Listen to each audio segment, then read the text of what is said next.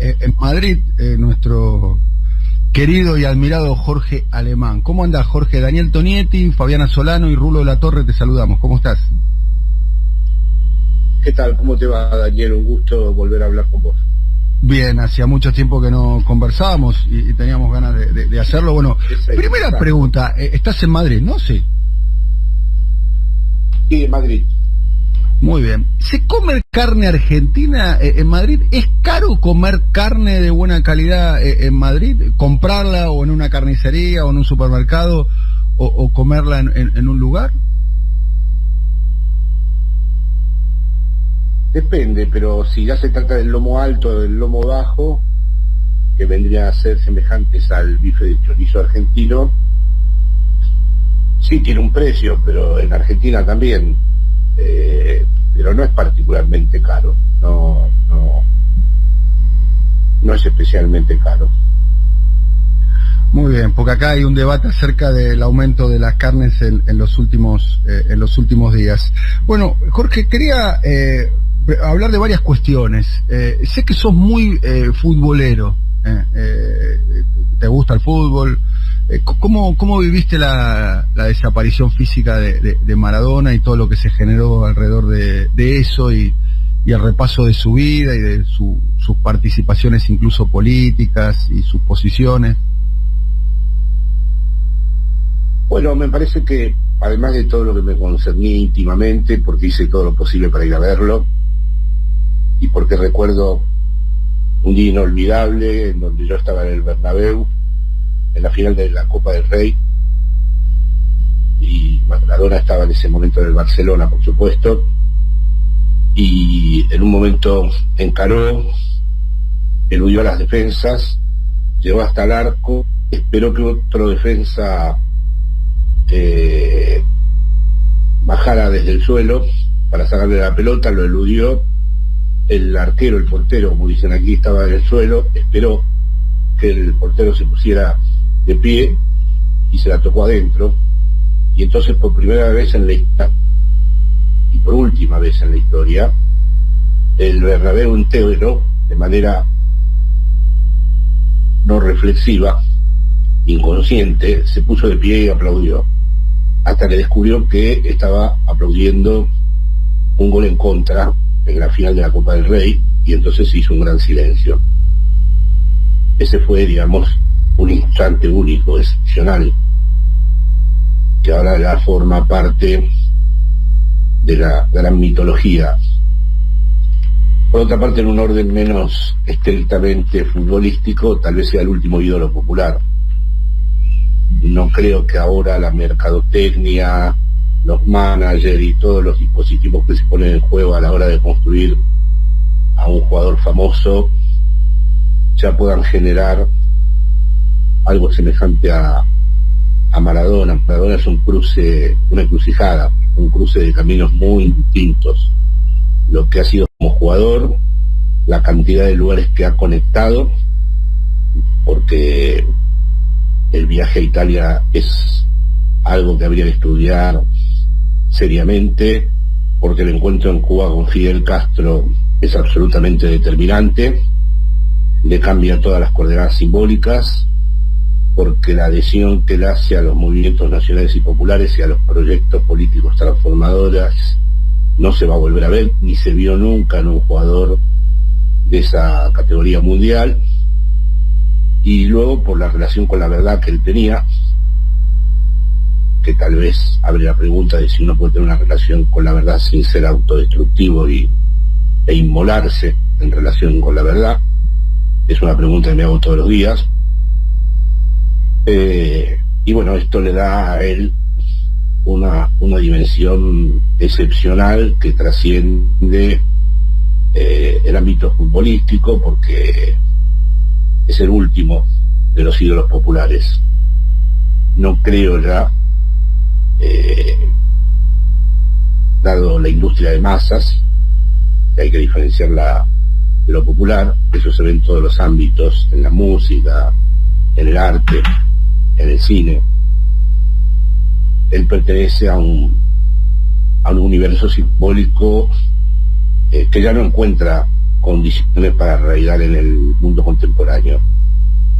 Así que habrá jugadores muy famosos, jugadores muy venerados, jugadores de los que se hagan camisetas de todo tipo, pero no va a volver a ver. Argentina es pródiga en mitologías, un jugador de estas características. Puedo decir también que lamento mucho toda esta disección del ídolo que ahora hacen los medios sobre cuánto le pesaba el corazón, qué hijas lo querían, cuánta droga tomaba, qué hicieron los médicos con él. Me parece verdaderamente una profanación y un escarnio. Por suerte, creo que al final la memoria popular lo salvará finalmente de todo esto y restituirá su honor.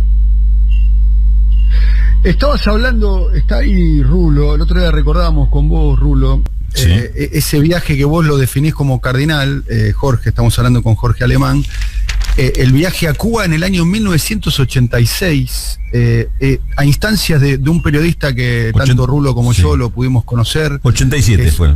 ¿87 fue? 87, sí. Bien, periodista fue Carlitos Bonelli, y también ayudó mucho ahí nuestro querido amigo Fernando Signorini, ¿no? En esa influencia. Pero lo interesante es que él toma ese posicionamiento en la plenitud de su carrera, porque Maradona en el 86, 87, yo me lo había confundido con el 86, en el 87 Maradona ya era un superastro mundial. Maradona ya era Maradona, ya era un adjetivo, y sin embargo toma ese posicionamiento que lo acompañó a lo largo de su vida, ¿no? Porque acompañó todos los procesos, incluso ese expediente tan incómodo como es el expediente Venezuela, ¿no? Inclusive no esquivó tampoco ese posicionamiento, Jorge. Sí, claro. Yo creo que el profesor Signorini fue un gran mentor. Siempre hay un mentor que no es el que explica exhaustivamente la emergencia del ídolo, pero así como Eva tuvo en el padre Benítez un mentor determinante. Cualquiera que se asome a lo que fue la biografía de Benítez entiende entonces que Eva no traía sus discursos solamente de Perón. Yo creo que Signorini es una interpretación, es una lectura de Maradona que contribuye decisivamente a lo que se plasma en Diego. Pero hay que decir que él tiene, de manera casi espontánea, un radar. Eso no se lo dio nadie. Tiene un radar para detectar los poderes. Tiene un radar para detectar, en eso es verdaderamente popular, en que no pertenece a la masa, pertenece al pueblo, y tiene un radar para detectar dónde están los poderes y de qué lado tiene él. Y en ese sentido Maradona sería incomprensible sin el trasfondo histórico del peronismo. Estamos hablando con Jorge Alemán, después te quiero hacer otra pregunta más sobre el tema, también está ahí Fabi Solano, que seguramente quiere hacerte una pregunta, y Rulo. A lo largo de las conversaciones que tuvimos en los últimos tiempos con vos, Jorge, y también en este programa, vos estabas alertando sobre, ojo, que a grosso modo, voy a hacer una reducción, ojo que se está girando hacia la derecha, utilizaste mucho la expresión de los fascismos, de que está creciendo el fascismo en el mundo, y después creo yo, por lo menos el análisis que yo hago, que por suerte eso quizás no se está del todo verificando, ¿no? Porque fíjate lo que sucedió en Chile, ¿no? Lo que ha sucedido en Bolivia, ¿no? Que apenas la experiencia golpista no pudo ni siquiera hacer pie y tuvo una contundente derrota, ni siquiera duró un año. Lo que pasó en Brasil, donde al PT le fue pésimo, por varias razones, hay que decirlo, que vale la pena profundizar, pero a Bolsonaro también, los candidatos de Bolsonaro han perdido y si se quiere ha triunfado en las elecciones municipales la derecha más partidocrática, lo que se llama históricamente el centrão. Matteo Salvini no hace pie en Italia, Le Pen no avanza mucho en Francia, me parece a la distancia lo que se vislumbra en España también con Vox. y en la Argentina también, ¿no? Lo que ha sucedido con el macrismo, ¿no? Eso me parece a mí una lectura un poco más compleja, porque a ver. Es cierto que el neoliberalismo no encuentra, por el tipo de aceleración económica en el que ya está definitivamente introducido, y por la financiarización del mundo, no encuentra formas de legitimación, y por lo tanto los políticos que tienen que representar, vamos a decir, traducir políticamente el neoliberalismo, fracasan. Esa es una buena noticia, pero hay que ver si no hay un plan B siempre ahí. Porque si bien es cierto que existen todas esas derrotas electorales, las corrientes sociales que están articulándose en términos de una derecha ultraderechizada siguen existiendo. Y van a seguir existiendo en Estados Unidos, en Bolivia, en Brasil, y anteayer en España un grupo de militares en 44 años que vivo aquí, está bien, eran todos retirados, pero todo el mundo habla de que eso ha calado profundamente en las Fuerzas Armadas. Dijo que había que fusilar a 26 millones de personas y que estábamos con un gobierno castrocomunista. Entonces, cuidado, porque estamos en una situación donde los gobiernos progresistas no tienen más remedio que ser neo-keynesianos o pseudo-keynesianos como mucho, y siempre de una manera bastante, digamos, desprolija o desordenada. Y a la vez, los gobiernos que intentan representar al neoliberalismo fracasan. Y ahí hay una franja en el medio que constituye una X, y de la cual no se puede uno apresurar mucho haciendo una lectura inmediata. Por ejemplo, en Argentina va a ser muy difícil que la oposición no se vaya derechizando cada vez más. Otra cosa que después en el gobierno no encuentre, para el desastre que tienen hoy en día los proyectos neoliberales, que ya no son los de el ordoliberalismo ni lo de los años 90, sino que son directamente mucho más destructivos, no puedan gobernar o no puedan triunfar. Por ejemplo, yo estoy seguro que si gobierna Larreta va a ser un desastre de todo, y estoy seguro que si vuelve el Partido Popular aquí va a ser un desastre de todo. Pero eso no quiere decir que en el orden de lo social esas corrientes no estén todo el tiempo circulando y adquiriendo cada vez más consistencia. Vos decís lo de Salvini, pero que hay ya en la sociedad. Digo en la sociedad y no en el pueblo, porque el pueblo es una emergencia rara.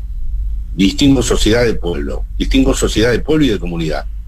En la sociedad italiana hay una gran sensibilidad ideológica de ultraderechas. Lo mismo en Francia. Y lo mismo en España, me atrevería a decir, que a pesar de que gobierna Unidos Podemos, el Partido Comunista y sus alianzas con los partidos independentistas. Y el PSOE, por supuesto. Entonces, yo creo que se ha hecho mucho daño, que la pandemia reveló el daño hecho en el 2008 y que el daño todavía está por venir, que el tejido social está muy roto, que hay una fragmentación que impide vehiculizar un proyecto transformador seriamente, porque esa es la operación del capitalismo. Por un lado homogeneiza todo el lado de la mercancía y por otro lado fragmenta y segmenta todo el campo social. Y podemos estar a punto de atravesar momentos de gran desorden social. Y habría que ver lo que ocurre. Por supuesto que para mí son muy buenas noticias. Sí, comparto con vos, Jorge. Lo que trato de señalar, que por lo menos de lo que ha sucedido este año, incluso con la derrota de Donald Trump en Estados Unidos, es que esos proyectos definidos o descritos como fascistas no logran generar, en el mejor de los casos, una una segunda minoría con una enorme intensidad, con peligros, con miedos y demás. Y quería compartir una frase que suele hacer, que hizo pública alguna vez Agustín Rossi.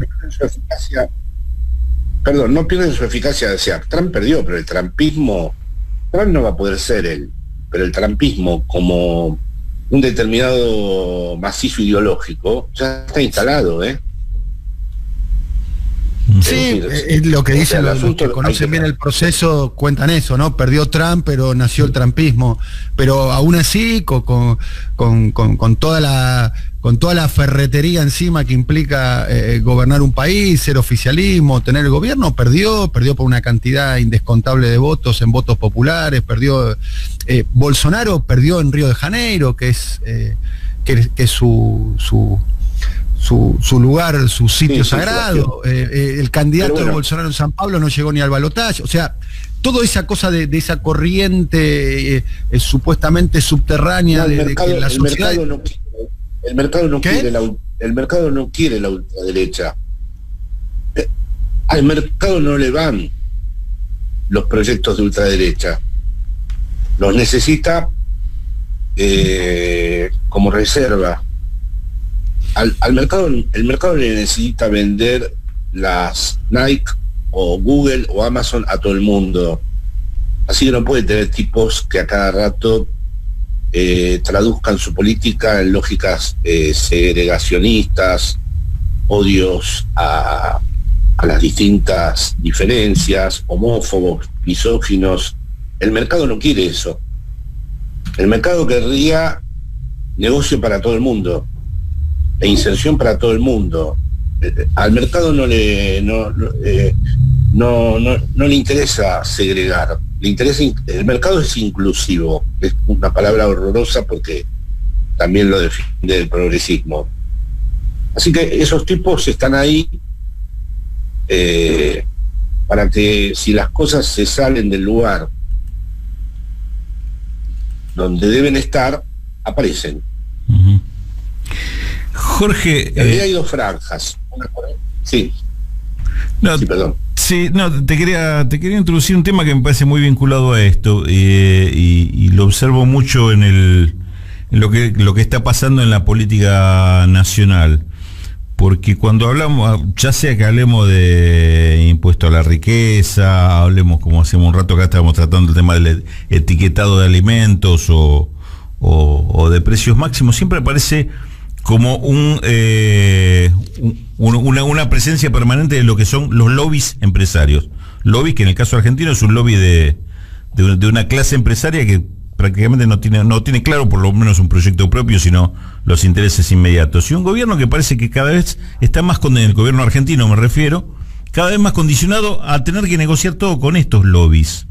¿Qué apreciación tenés de esto? Porque esto condiciona mucho, me parece, la posibilidad de hacer un gobierno diferente, una conformación de una sociedad diferente, con este condicionamiento tan fuerte pero aparte que aparece tan permanentemente en todas las discusiones.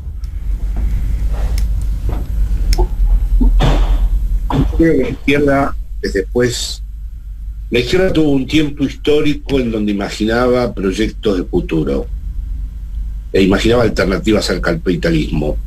Creo que no se ha entendido seriamente que nadie puede imaginar nada, que salvo que se delire, nadie puede concebir, y tampoco es tal vez útil que se conciba, un proyecto transformador que diseñe una alternativa, un imaginario alternativo al neoliberalismo y al capitalismo. Es decir, hay que hacer un duelo con respecto a eso. El duelo no es pasividad, el duelo es actividad. Pero si vemos la impotencia de las izquierdas mundiales y la melancolía que la atraviesa, está en relación a todo esto, a esto que acabas de decir, que efectivamente es todo defensivo, que no hay más que estar tapando agujeros, vivir dentro de los condicionamientos, existir en medio de distintos tipos de aprietes, internacionales, nacionales, grupos de poder, etcétera, etcétera.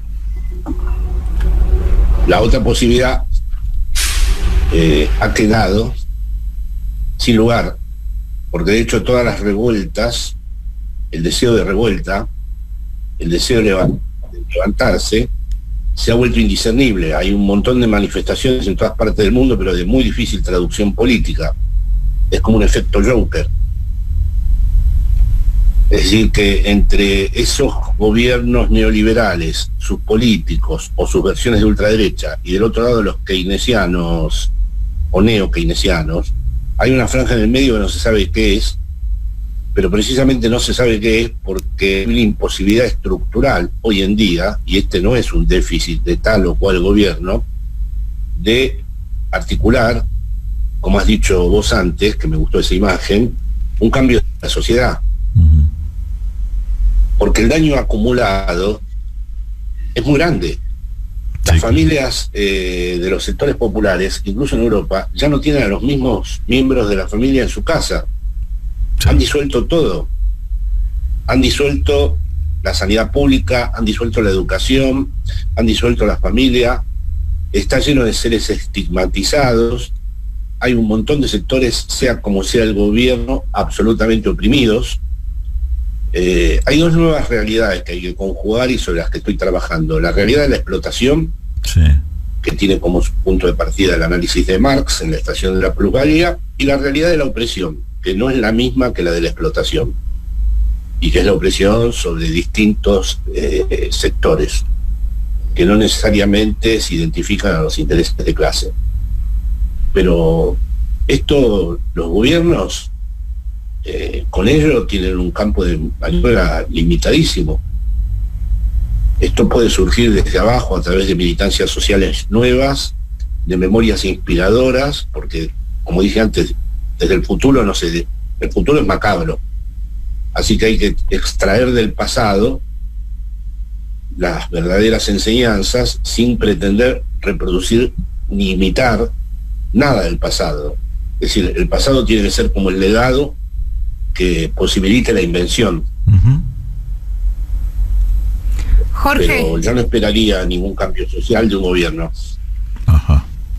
Jorge, buenos días. Fabiana Solano te saluda. ¿Cómo andás? Buenos días, Fabiana.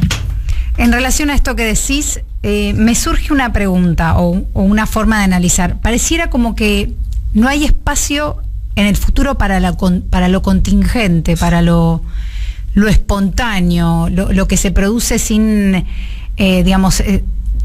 sin calculabilidad.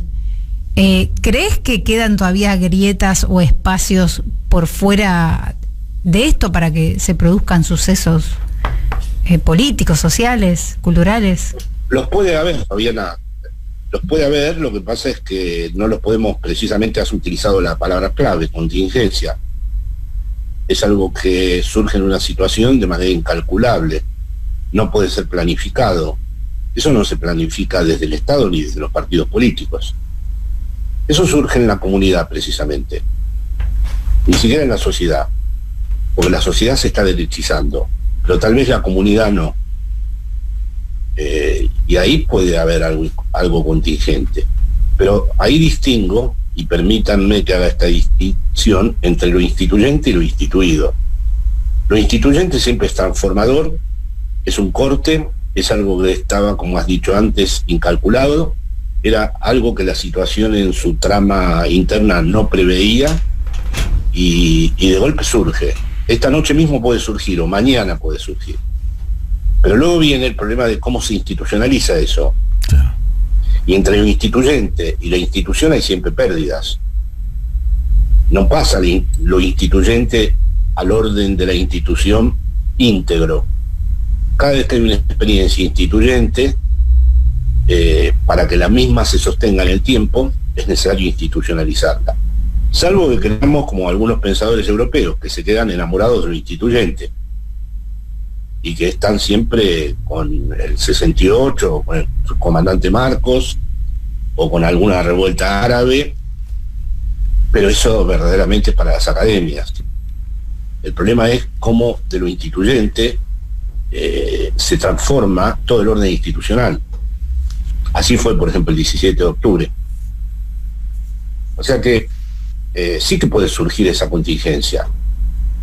E incluso si surgiera, asistiríamos a uno de los grandes problemas de la política para mí, que es el paso de lo instituyente a lo institucional, sabiendo de entrada que ese paso no puede ser sin pérdidas. Acá estuvo, por ejemplo, el 15M en España y fue instituyente, pero después hubo que traducirlo institucionalmente, y ahora están los que dicen que no habría que haberlo traducido nunca institucionalmente, porque bueno, mal no le fue, ¿no? Porque hoy de esa experiencia callejera de las plazas, de los espacios públicos, hoy tienen un vicepresidente en el gobierno, tienen 4 ministerios, están haciendo transformaciones, las posibles, posiblemente. Es una lectura al debate aquí. O sea, yo pienso igual que claro. Bien. Yo pienso igual que quería porque soy latinoamericano. Te estamos escuchando con cierta dificultad. Quería preguntarte, hay algo que repite mucho nuestro compañero de trabajo Artemio López, citando a un dirigente político, que actual ministro de Defensa, Agustín Archivo Rossi, que tiene una frase que es, dice, hay más kirchnerismo en la sociedad que en la clase dirigente. Y saquemos la palabra kirchnerismo y pongamos como sinónimo de kirchnerismo capacidad transformadora. ¿No está pasando un poquitito eso de que la sociedad está, y la expresión de lo que sucedió en Chile, de lo que sucedió en Bolivia, va en ese sentido quizás, y lo que pasa acá en la Argentina, que apenas le soltaron la soga de la movilización, hubo una movilización espontánea el 17 de octubre de apoyo al gobierno, mientras había en paralelo un fiasco ahí de movilización con emoticones en la CGT de los gordos de la CGT. A mí me parece bastante lógico que te estamos escuchando muy mal, qué pena. ¿Muy mal? Sí, la verdad que te estamos escuchando muy mal. No sé si ustedes lo escuchan así, pero... Se escucha entrecortado. Se escucha entrecortado. ¿Ahora? A ver, aquí me voy a poner al lado del router. Ahora sí. Ahora se escucha fenómeno. Pareces Cacho Fontana en los 60. Eso no lo viste vos, Daniel. No, me lo contaron, por eso lo leí en los libros. Llegué a escuchar, en los 70. Ya cuando era niño escuché a esa histórica Radio Rivadavia con Fontana, con Carrizo, con Larrea, con el Gordo Muñoz, bueno, y demás figuras de la radio. Bueno, lo que te decía es que me parece absolutamente lógico que haya kirchnerismo en la sociedad y no en el gobierno, y me parece una buena noticia además. Es decir, no, pero me refiero como kirchnerismo como gana de transformar, digamos, como una corriente política no posibilista, digamos, que me parece que es uno de los principales atributos que tuvo el kirchnerismo. Correr los márgenes lo posible, digamos. Cuando asumió Néstor Kirchner no se podía modificar la Corte. Sin embargo, lo hizo a los 10 días, a eso me refiero. Sí, bueno, vos ya sabés, después de la última conversación que mantuvimos, la anteúltima, a mí me parece que las referencias comparativas a determinadas coyunturas que presentan estructuralmente diferencias notables, no me parecen como un buen principio de lectura. Si el gobierno se kirchneriza, bienvenido sea. Ahora es cierto que cuando uno no tiene responsabilidades de Estado, puede ser un kirchnerista puro. Recordemos que el proceso kirchnerista tampoco. Yo fui agregado cultural 12 años y a mí Clarín, en los primeros 3-4 años de mi experiencia, nos hacía una nota por semana. O sea que tampoco es que el kirchnerismo son sus instantes épicos. No se reduce solo a sus momentos transformadores. Recorrió todo un camino y además, bueno, eran otros tiempos, no era ni la pandemia ni el postmacrismo. Date cuenta que la pandemia acaba de destrozar el mundo, y que no sabemos el mundo que va a emerger ahora después de la pandemia es absolutamente, ya que habíamos hablado de lo contingente, es absolutamente incalculable. Bien, última pregunta, volviendo al capítulo Maradona que quedó pendiente. Si tenés que elegir en el pan y queso a Maradona y Messi, aclaro que yo soy mesiánico, soy fana de Messi, no lo critico a Messi, lo amo a Messi. Para mí el mejor jugador de todos los tiempos, no fue el mejor jugador de la historia, el mejor jugador de todos los tiempos fue Maradona, pero lo quiero mucho a Messi. O sea, la pregunta la intención de la pregunta no es la antinomia, está claro, pero sí me gustaría desmenuzar, si tenés que elegir en un picado, o en un partido, donde se juega algo importante, y vos estás en uno de los dos equipos, en el pan y queso, pisás vos primero, y está Messi y Maradona, ¿quién elegís? No, pero no, es que no. Yo es como que no puedo hacer esa, porque por un lado la épica, las condiciones que reunió Maradona no se pueden volver a reunir, incluso como jugador. Creo que es un jugador que no pertenece a ningún orden comparativo, es un jugador excepcional, ¿no? Y yo soy enamorado de Messi por la felicidad que me ha dado en todos estos años, por la regularidad que ha tenido, porque incluso ahora con 33 años, el otro día yo estaba seguro de que iba a ser el gol de homenaje. Bueno, me parecería una gran injusticia, por ejemplo, cuando dicen, bueno, hay que sacar el número 10. Bueno, esperen el Mundial y después se lo quitan, pero quitarle a Messi el número 10 sería injusto. Y yo creo que el propio Messi jamás se prestó a esa comparación. Siempre puso a Maradona en el lugar que Maradona tiene y que ha tenido, digamos, ¿no? Y si me preguntas a quién elegiría para el picado, según en cada época, porque en primer lugar elegiría a Maradona. Ahora, ya después, es verdad que Messi se tomó de una manera más responsable el cuidado, porque Messi no tenía los atributos mitológicos, ni estaba, no es otra cosa que un jugador de fútbol, y hace lo que puede para con 33 años mantenerse en la competencia. Jorge, un abrazo, como siempre, muchas gracias. Y lamento las dificultades técnicas, espero que de todas maneras se haya podido escuchar un poco. No, está muy bien. Después nos vamos a poner en contacto con vos, te vamos a dar un par de consejos técnicos para que salgas bien, para que se te vea bien, para que se te escuche bien. Estoy seguro que te van a hacer. Complicar 200 veces. Ahora me están escuchando bien, ¿no? Es decir, si me siento en el suelo, al lado del router. Bueno, está muy bien. Vale. Bueno, después te vamos a dar unos tips. Un abrazo, gracias. Gracias, Jorge. Bueno.